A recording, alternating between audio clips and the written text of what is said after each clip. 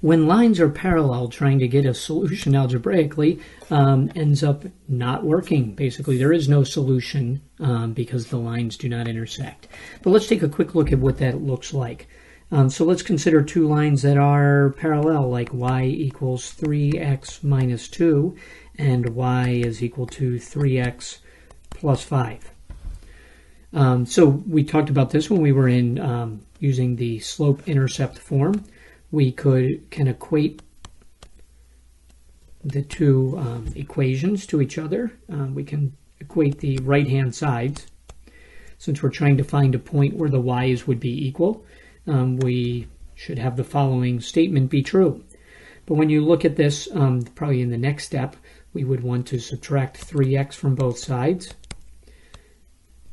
And when we do that, we get a very, very false statement. Negative 2 does not equal 5. What happens is no matter what value you put in for x, you will keep getting that the left-hand side is 7 units smaller than the right-hand side. So it just doesn't work. There are no points that work because we're looking at two parallel lines. Let's consider what happens in the general form.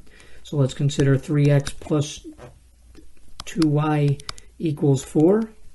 And let's in fact look at this. 6x plus 4y is equal to 5.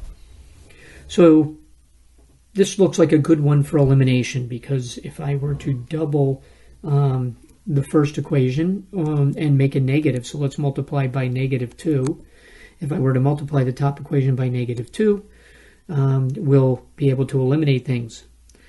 So what happens is I get negative 6x minus 4y equals negative 8 when I multiply the first equation by negative 2.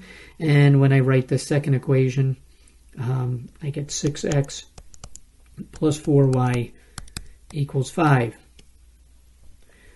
The problem is, when I look at the left-hand side, I've eliminated everything. So 0 is equal to negative 3, which is false. So once again, we get a statement that's false. Why is that?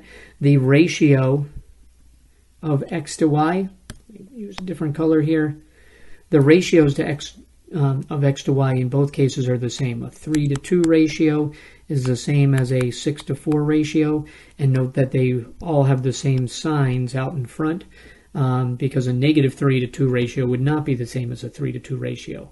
So the reason that this doesn't work by elimination is because we're once again looking at two parallel lines. Therefore, there is no point of intersection, and when we look at those equations, we can't find any solution.